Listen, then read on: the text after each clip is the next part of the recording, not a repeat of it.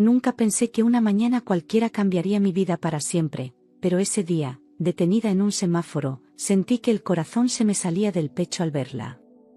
El motor del coche seguía encendido, pero mis pensamientos se detuvieron en seco al reconocer, entre el humo, el ruido y la prisa de los autos, un rostro que jamás hubiera esperado encontrar en ese lugar. Llevaba años sin verla, años de silencio y distancia, y sin embargo, allí estaba, cruzando entre los coches como una sombra rota, sin mirar a nadie, con los ojos fijos en el suelo y el alma colgando de los brazos. El sudor le empapaba la frente y sus pasos eran tan frágiles que parecía que el asfalto la iba a tragar en cualquier momento. Algo dentro de mí gritó que no era posible, que debía estar confundida, que la mente me estaba jugando una mala pasada. Pero cuando vi el pequeño bulto que cargaba contra su pecho, envuelto en una mantita sucia, supe que no era una visión, era mi hija. Pero antes de continuar, verifica si ya te has suscrito al canal, deja un like y dime en los comentarios desde dónde estás viendo mi historia, me encantaría saber hasta dónde ha llegado. Allí estaba mi hija, mi propia hija, pidiendo limosna entre los coches, con su bebé en brazos, bajo el sol y la indiferencia de todos. Nadie la miraba, nadie se detenía, era como si se hubiera vuelto invisible para el mundo, como si el dolor no bastara para merecer atención. La vi caminar descalza, con los ojos perdidos, pidiendo monedas con una voz que apenas se oía por encima del rugido de los motores. Su cabello estaba enredado, su ropa sucia, y el bebé, cubierto apenas con una manta gastada, dormía con un hilo de baba en la comisura. Me dolió el pecho de solo imaginar cuántos días llevaba así, ignorada, rota, completamente sola. Por un segundo dudé si realmente era ella, porque jamás imaginé verla en ese estado, tan delgada, agotada y con la mirada rota. Intenté buscar en su rostro alguna señal de la joven que se fue de casa con ilusiones, creyendo en un amor que no entendía de límites. Pero lo único que encontré fueron huellas de hambre, tristeza y un abandono que gritaba más que cualquier palabra. Las ojeras marcaban sus ojos como sombras permanentes, su piel tenía un tono pálido que no conocía, y su postura era la de alguien que ya había renunciado a esperar algo bueno. Fue ese detalle el que me desgarró por dentro, ver a mi hija convertida en una sombra de sí misma. Detuve el coche sin pensar en el tráfico, bajé corriendo y la abracé con fuerza, temblando más yo que ella. No me importaron los bocinazos, los gritos de los conductores ni el caos que dejé atrás, mi única urgencia era sentir que seguía viva. Ella no reaccionó de inmediato, como si no entendiera lo que estaba pasando, como si no creyera que era real. Pero cuando sus brazos se aferraron a mi cintura con desesperación, sentí que aún quedaba algo dentro de ella que quería salvarse. Lloró sin hacer ruido, con las lágrimas corriendo libres mientras escondía la cara en mi hombro. Fue ese momento el que selló mi decisión de no permitir que volviera a caer. Sentí el cuerpecito de mi nieto apretado contra su pecho, llorando bajito, como si ya conociera el abandono. Su llanto no era fuerte ni estridente, era un gemido suave, constante, como el eco de una tristeza demasiado grande para un niño tan pequeño.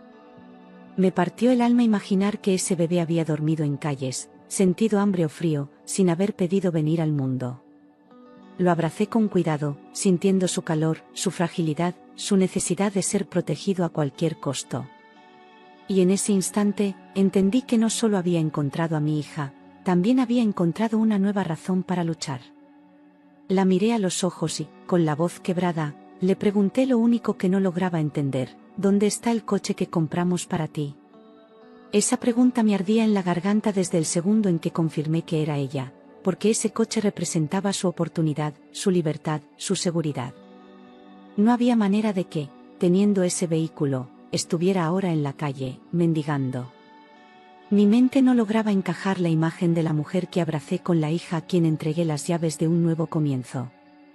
Sentí que algo grave había pasado, algo más oscuro que la pobreza o el error. Y necesitaba saberlo, necesitaba entender que la había llevado a ese abismo.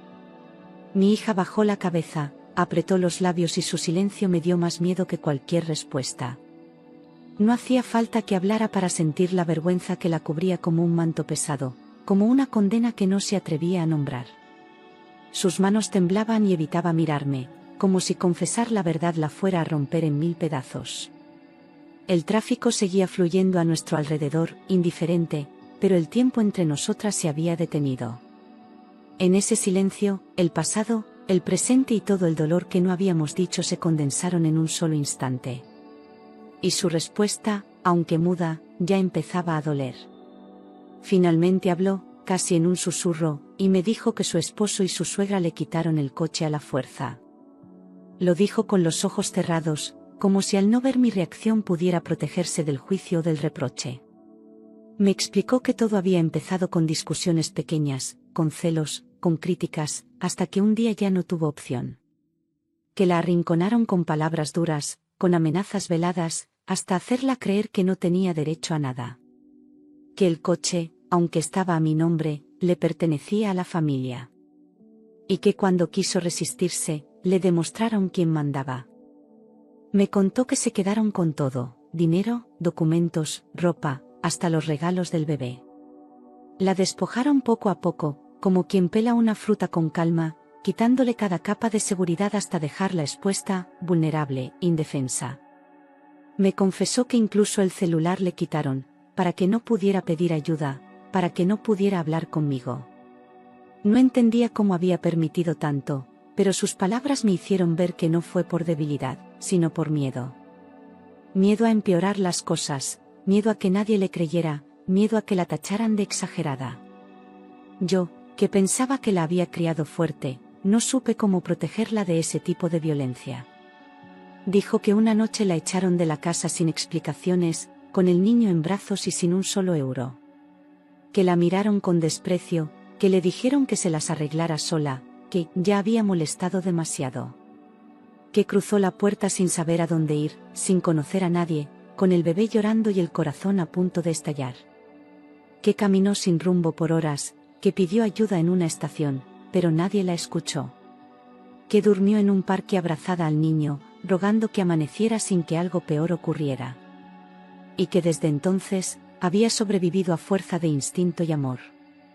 Mientras hablaba, noté los moretones en sus brazos y supe que no había sido solo una discusión. Había señales que ya no podía ignorar, manchas oscuras que contaban historias que ella todavía no se atrevía a relatar. Cada marca era un testimonio silencioso de lo que había soportado detrás de esas paredes, de lo que nunca contó por vergüenza o miedo. Quise preguntarle más, pero algo en su mirada me pidió silencio, respeto, paciencia. Apreté los dientes, sintiendo que la rabia subía por mi pecho como un incendio, pero no la solté. Porque en ese momento, mi deber no era hacer preguntas, sino sostenerla. Sentí una rabia profunda, pero me contuve, porque sabía que gritar no iba a devolverle la dignidad. No servía de nada perder el control frente a una hija que apenas se sostenía en pie, que venía de perderlo todo y que necesitaba consuelo, no más caos.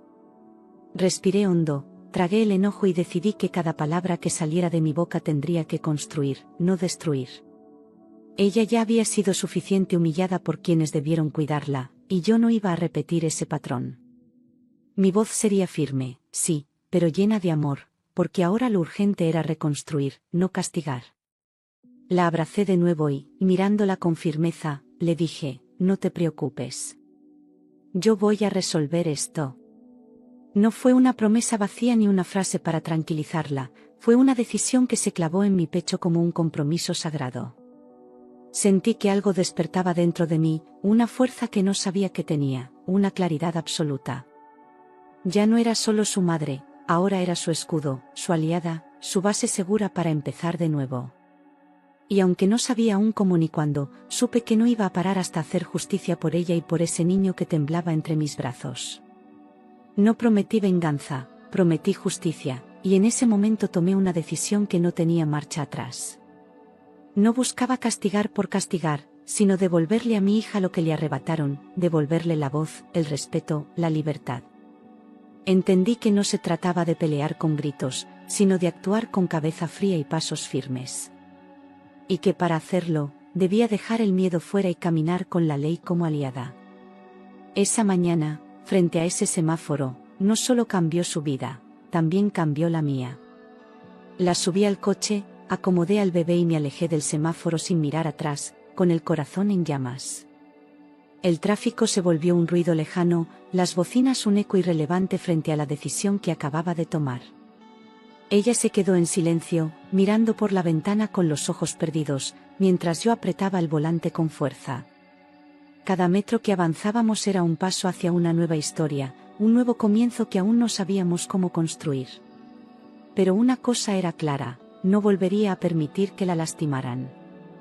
La llevé a mi casa, un lugar humilde pero seguro, donde nadie podría humillarla ni echarla. Al cruzar la puerta, la abracé como si fuera la primera vez, como si pudiera borrar todo lo que había vivido en ese solo gesto. Le ofrecí lo que tenía: comida, descanso y sobre todo, respeto. No hizo falta mucho para que entendiera que ahí no sería juzgada ni presionada, que ese espacio le pertenecía también. Y aunque su cuerpo seguía temblando, vi en sus ojos un leve atisbo de alivio. Le preparé comida caliente, bañé al bebé y la dejé dormir por primera vez en días sin miedo. No pregunté nada más, no indagué en detalles, solo me aseguré de que se sintiera cuidada. El niño se durmió en mis brazos como si por fin hubiera encontrado un pecho seguro donde descansar. Y ella, envuelta en una manta limpia, cayó rendida apenas tocó la cama. Esa noche, el silencio de la casa fue distinto, no fue soledad, fue paz después de la tormenta. Y en ese silencio, me prometí no fallarle.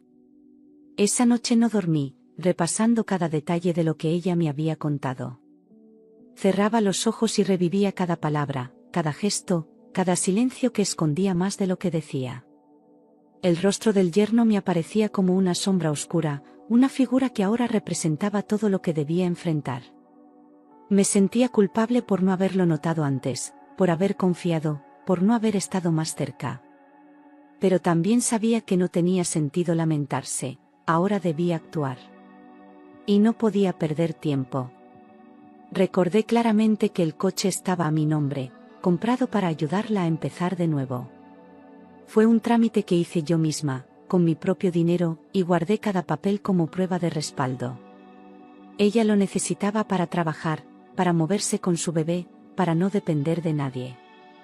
Y esa certeza fue la que me devolvió un poco de poder, la que me recordó que aún había caminos legales. No todo estaba perdido, y aunque el daño era grande, había algo que aún podía recuperar. Ese coche era solo el principio. Entendí que mi yerno se había aprovechado de su fragilidad para quedarse con lo que no le pertenecía. Que usó el miedo como herramienta, el control como castigo y la manipulación como forma de tenerla sometida. Lo vi todo con claridad, como un rompecabezas que encajaba demasiado bien. No era una pelea de pareja, no era un simple conflicto familiar, era abuso, era violencia disfrazada de autoridad. Y cuanto más pensaba en eso, más me convencía de que ya no había espacio para la duda. Al día siguiente, sin decir nada a nadie, comencé a reunir todos los documentos. Revisé cajones, carpetas, sobres viejos y cada rincón donde pudiera haber una pista que fortaleciera nuestra posición. Sabía que el tiempo jugaba en contra, pero también sabía que la verdad estaba de nuestro lado. Mientras mi hija dormía profundamente con el bebé en brazos, yo organizaba un plan. Esa mañana no fui madre, fui estratega, decidida a recuperar lo que nos pertenecía. Busqué facturas, contratos, mensajes y comprobantes que demostraban que el coche era mío. Cada hoja era una pieza clave, una prueba que quitaba poder a quienes se creían intocables. Encontré el contrato de compraventa, las transferencias bancarias y hasta los mensajes donde ella me agradecía por el apoyo. No era solo un papel, era la prueba concreta de que todo lo que le quitaron tenía dueño, y no eran ellos. Ese archivo, armado con cuidado y rabia contenida, sería nuestra primera defensa. Mi hija lloraba de culpa, creyendo que había arruinado su vida, y yo le repetía que no era así. La abracé con fuerza cada vez que las lágrimas regresaban, recordándole que no estaba sola, que nadie nace sabiendo cómo enfrentar una traición. Le pedí que dejara de castigarse por confiar, porque amar no era un error. Ella solo necesitaba tiempo para volver a creer en sí misma. Y yo estaría ahí para recordárselo todos los días si fuera necesario. Le expliqué que lo que había vivido era violencia, no un fracaso personal. que muchas mujeres caen en trampas emocionales disfrazadas de amor, y que eso no las hacía débiles, las hacía humanas. La vi mirarme con una mezcla de asombro y alivio, como si recién entonces entendiera que lo que sufrió tenía nombre y que podía ser denunciado.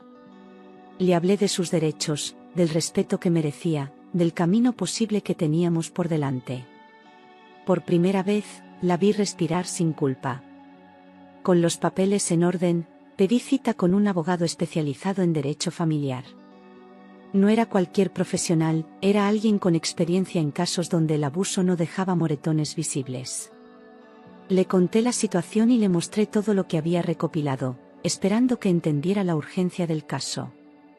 Él escuchó con atención, sin interrumpir, con esa seriedad que anticipa una respuesta firme. Y cuando terminó de leer, me dijo que no estábamos solas. Le conté todo con calma, desde la expulsión hasta la retención de bienes y el abandono del bebé. No oculté nada, no suavicé los detalles, porque entendía que la verdad debía contarse sin filtros para que la justicia actuara. El abogado anotaba, preguntaba, corroboraba fechas, nombres y situaciones con precisión quirúrgica. Cada palabra era una carga emocional, pero también una pieza clave para armar el caso. Al final, me miró y dijo que teníamos una causa sólida. El abogado fue claro, lo que hicieron era ilegal y tenía consecuencias graves. Me explicó que la expulsión sin aviso ni recurso era una forma de violencia familiar reconocida por la ley. Que el coche, al estar a mi nombre, podía recuperarse con medidas judiciales rápidas. Y que el bienestar del menor estaba en juego, lo cual aceleraba el proceso. Escuchar eso fue como una bocanada de aire después de días de ahogo. Por fin, sentí que no hablábamos al vacío. Me explicó que podían recuperar el coche y denunciar la expulsión indebida.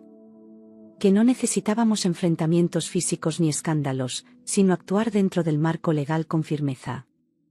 También dijo que si el juez encontraba suficientes pruebas, se podrían pedir medidas de protección para mi hija y el bebé. Todo sonaba lógico, sensato, posible. Era la primera vez en mucho tiempo que sentí que teníamos un camino claro por delante. Y ese camino empezaba ese mismo día. Salí de allí sin euforia, pero con una certeza absoluta, la ley estaba de nuestro lado. Ya no se trataba solo de emoción, sino de estrategia, de pasos concretos, de confianza en el sistema. Me prometí no dejarme llevar por la desesperación ni por la rabia, porque ahora teníamos algo más fuerte que el impulso, teníamos pruebas. Caminé de regreso a casa con el corazón firme, sabiendo que lo peor había pasado y que ahora venía lo más importante. Recuperar su vida. No llamé a mi yerno, no discutí, no advertí a nadie. Actué en silencio. Porque aprendí que los gritos no intimidan a quien vive del abuso, pero los hechos sí. Que la sorpresa es más eficaz que cualquier amenaza, y que los abusadores solo temen a una cosa, a la justicia. Mi hija me preguntaba si íbamos a enfrentarlos, y yo solo le respondía que ya lo estábamos haciendo. Sin escándalo, sin gritos, pero con cada paso legal que dábamos, ellos ya empezaban a perder. Presentamos la denuncia correspondiente y solicitamos medidas legales inmediatas. El abogado se encargó de todo con precisión, presentando las pruebas exactas, los documentos necesarios y los relatos que mostraban la violencia silenciosa que mi hija había vivido. En la comisaría nos escucharon con atención, tomaron nota de cada detalle y activaron el protocolo de protección familiar. No era un proceso sencillo ni rápido, pero sabíamos que habíamos dado el paso correcto. Desde ese momento, ya no estábamos solas, la ley caminaba con nosotras. Mientras tanto, cuidé de mi nieto como si fuera mío, dándole estabilidad y rutina. Cada biberón, cada cambio de pañal, cada noche en vela eran actos de amor que me recordaban lo mucho que valía la pena todo ese esfuerzo. Él no entendía lo que ocurría, pero respondía con sonrisas cada vez que lo cargaba en brazos. Ese bebé era un milagro dentro del caos, una vida nueva que merecía crecer sin miedo. Y yo iba a asegurarme de que así fuera. Mi hija comenzó a recuperar la sonrisa poco a poco, aunque el miedo seguía ahí. Era una sonrisa tímida, rota, pero real, como una flor abriéndose después de una tormenta.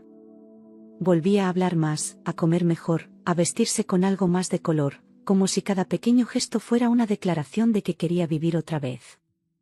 A veces se detenía en seco, atrapada por algún recuerdo, pero luego respiraba hondo y seguía. Yo la miraba en silencio, orgullosa de su fuerza sin necesidad de decirlo. A los pocos días, la policía localizó el coche y confirmó que estaba registrado a mi nombre. Lo habían encontrado estacionado frente a la casa de la suegra, como si fuera un trofeo ganado a la fuerza. No hubo discusión, ni resistencia, bastó con mostrar la documentación para que quedara claro que debían devolverlo. Fue un momento tenso, pero manejado con respeto y frialdad por las autoridades. Ver el coche de vuelta fue más que un alivio, fue un acto de justicia concreta. Mi yerno intentó justificarse, diciendo que era lo mejor para todos, pero nadie le creyó.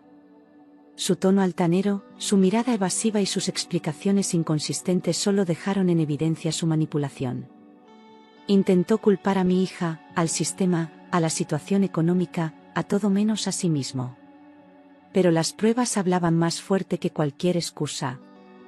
Esa vez, sus palabras ya no tenían el poder de antes. La verdad lo estaba alcanzando. La suegra apareció como víctima, asegurando que solo había puesto límites, pero los hechos hablaban solos.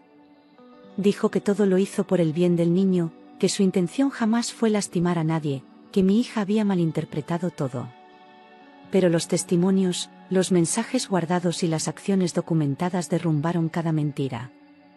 Nadie pudo ocultar que participaron activamente en su expulsión, que la dejaron en la calle sin ningún respaldo. El disfraz de inocencia no les duró ni un minuto. El coche fue recuperado legalmente y devuelto sin que yo tuviera que levantar la voz. Lo recibí con una mezcla de alivio y rabia contenida, recordando que nunca debió salir de nuestras manos.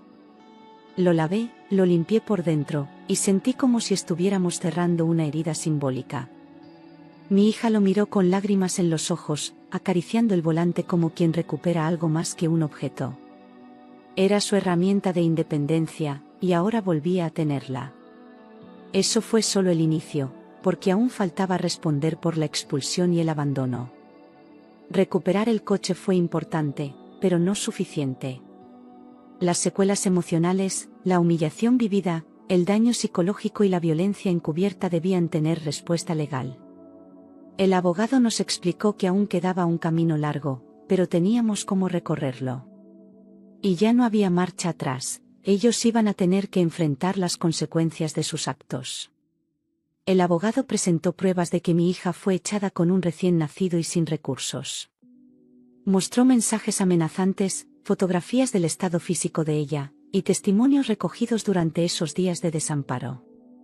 Cada documento era una pieza del rompecabezas que demostraba que no fue un simple conflicto, sino un acto deliberado de violencia familiar. La reacción de las autoridades fue inmediata, entendieron la gravedad. Ahora el caso tomaba una dimensión más amplia. El juez consideró la situación como violencia económica y familiar. Reconoció que había una intención clara de dejarla sin opciones, de destruir su autonomía y de exponerla a la miseria como forma de castigo. Declaró que el entorno no solo fue negligente, sino que participó activamente en su vulnerabilidad. Ordenó una investigación más profunda y medidas de protección extendidas para mi hija y el bebé. Por primera vez, la justicia le puso nombre a lo que ella había vivido. Cuando recibieron la notificación judicial, entraron en pánico. Ya no era una simple advertencia, era una citación formal firmada por un juez, con fechas, pruebas y consecuencias reales. Intentaron mantener la calma frente a los vecinos, pero la desesperación se les notaba en la cara, en las llamadas apresuradas y en los susurros detrás de puertas cerradas. Por primera vez, entendieron que el control que creían tener se les estaba escapando de las manos. Y que la justicia no era un fantasma, era una realidad que avanzaba sin detenerse. Intentaron llamarnos, pedir arreglos, suplicar silencio, pero ya era tarde. Usaron voces suaves, promesas falsas, incluso lágrimas fingidas para evitar lo que sabían que vendría. Dijeron que todo fue un malentendido, que querían resolver en familia, como si el daño no hubiera sido brutal. Pero esa vez no respondimos. Porque habíamos aprendido que la paz verdadera no se consigue cediendo ante el abuso, sino enfrentándolo con firmeza. Yo no respondí a ninguna llamada, porque la justicia no se negocia. Apagué el celular y le pedí a mi hija que hiciera lo mismo, que no escuchara palabras que solo buscaban debilitarla. No estábamos buscando venganza, estábamos reclamando lo que era justo. Y ese camino no se desvía por un pedido de disculpas sin arrepentimiento real. Esta vez, el silencio era nuestra protección y nuestra forma de resistencia. Fueron obligados a devolver todas las pertenencias de mi hija. Maletas, ropa, documentos, utensilios del bebé, incluso los regalos que habían guardado como si les pertenecieran. Cada objeto recuperado era un recordatorio de que no podían borrar su historia ni robar su dignidad. Los entregaron con gesto de derrota, sin mirarnos a los ojos, como quien sabe que ya no puede manipular la narrativa. Y aunque los objetos eran materiales, su devolución fue profundamente simbólica. También se establecieron medidas legales para protegerla y al bebé. El juez emitió órdenes de restricción claras, limitando cualquier contacto directo o indirecto por parte del yerno y su madre. Nadie más podía acercarse sin autorización judicial, y cualquier intento de intimidación sería penalizado. Mi hija respiró por primera vez sin el peso de la amenaza constante. Ahora tenía un escudo legal que la respaldaba, y eso cambió por completo su postura ante la vida.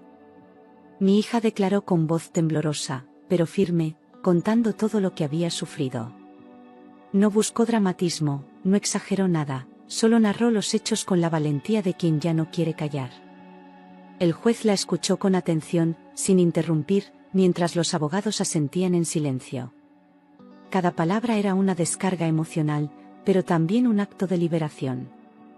Cuando terminó, había lágrimas en los ojos de quienes estaban presentes, incluso del propio secretario judicial. Por primera vez, nadie la calló ni la hizo sentir culpable. Nadie minimizó su dolor, ni sugirió que, quizás exageraba, ni intentó justificar lo injustificable. Fue escuchada con respeto, como una mujer que sobrevivió a una violencia encubierta y sistemática. Y al salir de esa sala, la vi más alta, más entera, como si por fin el mundo hubiera reconocido su verdad. No hubo aplausos, pero hubo una dignidad recuperada que se sentía en el aire. El proceso fue duro, pero cada paso le devolvía un poco de dignidad. Desde las audiencias hasta las entrevistas con asistentes sociales, todo la obligaba a mirar hacia atrás para poder avanzar. Lloró muchas veces, se quebró otras tantas, pero siempre volvió a levantarse. Porque ya no lo hacía sola, tenía apoyo, protección y una red que antes no existía. Y en medio de ese camino doloroso, volvió a creer en ella. El yerno perdió el control que creía tener sobre ella. Ya no podía manipularla con miedo, ni manejarla con falsas promesas, ni silenciarla con violencia. La justicia le había quitado la ventaja, y ella ya no respondía como antes. Ahora era una mujer informada, respaldada y con recursos para defenderse. Y cada vez que él intentaba recuperar el terreno perdido, encontraba una muralla que no podía atravesar. La suegra dejó de imponer miedo cuando entendió que no tenía poder alguno. Intentó mantener su fachada de autoridad, pero cada intento de intimidación era ignorado, denunciado o bloqueado. Mi hija ya no temía sus palabras, ni su juicio, ni sus amenazas veladas. Había aprendido que el respeto no se mendiga, se exige. Y frente a eso, la suegra se fue desdibujando, perdiendo la influencia que una vez tuvo. Con el coche recuperado, mi hija pudo moverse, buscar ayuda y rehacer su rutina. Ya no dependía del transporte público ni de horarios ajenos, ahora podía llevar al bebé a controles médicos, buscar trabajo y reconectar con su independencia. Verla conducir de nuevo, con el niño en su silla segura y la mirada más firme, fue un símbolo de todo lo que estaba reconstruyendo. Cada kilómetro era una victoria silenciosa contra quienes quisieron inmovilizarla. Era su libertad, vuelta a rodar sobre ruedas. La apoyé para encontrar un buen trabajo y una guardería confiable para su bebé, y en pocas semanas consiguió un empleo formal donde empezó con miedo, pero también con determinación. Poco a poco volvió a mirarse al espejo sin vergüenza, recuperando su dignidad, mientras yo la observaba reconstruirse y veía cómo el proceso judicial avanzaba con firmeza, trayendo las consecuencias legales que correspondían. Ella aprendía a organizar su tiempo, a reclamar su espacio y a tomar decisiones sin pedir permiso. La fuerza que siempre tuvo comenzaba a brillar otra vez. Y eso llenaba nuestra casa de una nueva esperanza. Su desempeño en el trabajo llamó la atención de sus superiores, porque era responsable, puntual y agradecida por cada oportunidad. Verla crecer profesionalmente fue una de las mayores pruebas de que no era una víctima, sino una mujer fuerte que solo había sido empujada al límite. Sus jefes empezaron a confiarle más tareas, y ella las asumía con una mezcla de temor y orgullo, como quien sabe que merece ese lugar, pero aún le cuesta creerlo. Cada día volvía más segura, más entera, más viva. Y el brillo en sus ojos hablaba por sí solo. Cuando el bebé no estaba en la guardería, yo me encargaba de cuidarlo para que ella pudiera trabajar tranquila y sin culpa. Esos momentos reforzaron nuestro vínculo y le devolvieron la seguridad de que no estaba sola. Le cantaba canciones, le contaba cuentos, y lo abrazaba con una ternura que me nacía sin esfuerzo. Él reía con facilidad, buscaba mi voz, y con cada gesto me recordaba por qué habíamos luchado tanto. Ese niño se convirtió en una luz que iluminaba nuestros días más grises. Mi hija empezó a organizar su propia rutina, equilibrando trabajo, maternidad y descanso, algo que antes parecía imposible. Aprendió a confiar en sus decisiones, a pedir ayuda cuando era necesario, y a disfrutar de los pequeños logros cotidianos. Ya no vivía en modo supervivencia, ahora vivía con propósito, con un plan. Verla anotar sus horarios, planear comidas, agendar citas médicas, era ver cómo tomaba el control de su vida. Y aunque había días difíciles, ya no la paralizaban. El juicio siguió su curso y las pruebas fueron claras e irrefutables. Los testimonios, las imágenes, los mensajes y los documentos mostraban una historia de abuso sostenido, disfrazado de preocupación. El juez no dejó lugar a dudas, se trataba de una violación grave de derechos fundamentales. La defensa intentó desviar la atención, pero cada argumento se desmoronaba frente a la evidencia. La verdad ya no podía ser negada, y la justicia avanzaba con pasos firmes. Mi yerno perdió cualquier control que creyó tener sobre ella, y la ley dejó claro que la violencia económica y el abandono no quedan impunes. El tribunal impuso restricciones, sanciones y ordenó un seguimiento por parte de los servicios sociales. Ya no podía acercarse ni enviar intermediarios sin arriesgar consecuencias legales. Él, que antes levantaba la voz para dominar, ahora debía guardar silencio frente a la ley. Y eso fue más poderoso que cualquier enfrentamiento. La suegra, que antes se sentía intocable, tuvo que enfrentar las consecuencias de sus actos y responder por cada decisión que tomó. Fue citada, interrogada y expuesta como cómplice activa en el despojo y expulsión de mi hija. Las lágrimas que derramó en el estrado no borraron los hechos ni convencieron a nadie. Ya no servía fingir preocupación cuando había pruebas claras de su participación. Y cada palabra suya se convertía en más peso sobre su propia espalda. Mi hija declaró con serenidad y seguridad, ya no como una mujer humillada, sino como alguien consciente de sus derechos. Su testimonio fue claro, firme y lleno de verdad, sin rencor pero con la dignidad que solo nace después de haber sobrevivido. Habló por ella, por su hijo y por todas las veces que la quisieron hacer sentir pequeña. El silencio en la sala fue total, y hasta el juez la miró con respeto. En ese momento, ya no era víctima, era protagonista de su justicia. Con el tiempo, comenzó a hacer planes propios, pensando en su futuro y en el bienestar de su hijo sin depender de nadie. Hablaba de cursos, de mudarse a un lugar mejor, de ahorrar para comprar algo suyo. Soñaba despierta, y lo hacía sin miedo, con esa libertad nueva que tanto le había costado conquistar. Me incluía en sus planes, pero ya no desde la necesidad, sino desde el amor y la gratitud. Y yo, por dentro, sentía que habíamos ganado una batalla que parecía imposible. El bebé creció en un ambiente estable, rodeado de cuidado, amor y respeto, lejos del miedo y del abandono. Aprendió a caminar entre risas, a hablar con confianza, a dormir sin sobresaltos, sabiendo que siempre habría brazos que lo protegerían. Mi hija lo criaba con ternura y límites sanos, decidida a no repetir los patrones que casi la destruyen. Y yo, como abuela, era testigo y parte de ese nuevo hogar construido desde la resiliencia. Cada día con él era una celebración silenciosa de todo lo que logramos juntas. Aquel semáforo donde la encontré pidiendo limosna quedó atrás, pero nunca se borró de mi memoria. Era la herida que nos unía y, al mismo tiempo, el punto de quiebre que nos llevó a renacer. Lo recordaba cada vez que la veía sonreír, cada vez que el bebé me abrazaba sin miedo, cada vez que la justicia nos daba un paso más a favor. Ese instante quedó congelado en mi mente como una fotografía que nunca quise tomar, pero que me cambió para siempre. Y aunque dolía, también me recordaba hasta dónde habíamos llegado. No grité, no amenacé y no pedí favores, actué con inteligencia, paciencia y la ley de nuestro lado. Fue un proceso lento, lleno de incertidumbres, pero cada paso fue firme, sostenido por la verdad. Aprendí que el poder no está en la violencia ni en la fuerza, sino en la claridad de saber que se está haciendo lo correcto.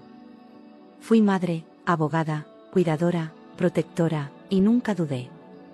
Porque cuando se trata de salvar a una hija, se saca fuerza de donde no la hay. Entendí que proteger a un hijo no siempre es levantar la voz, sino tomar decisiones firmes en el momento correcto. Aprendí a callar cuando el silencio era más fuerte que cualquier grito, y a hablar cuando la verdad necesitaba espacio. A veces, acompañar es solo estar, sostener, esperar. Otras veces, es enfrentar lo que nadie quiere ver. Pero siempre, siempre es amar sin condiciones, incluso cuando el corazón se rompe en 1000 pedazos. Hoy, mi hija camina con la cabeza en alto, trabaja, cuida de su hijo y vive con dignidad, demostrando que la humillación no fue el final, sino el comienzo de una vida nueva. Tiene metas, tiene voz, tiene seguridad en cada paso, y no hay día que no me emocione verla tan completa. Su mirada ya no está rota, está llena de fuerza, de historia, de verdad. Y ese niño que alguna vez lloró bajito en su pecho, hoy ríe a carcajadas entre sus brazos. Porque el amor, cuando es verdadero, siempre vence.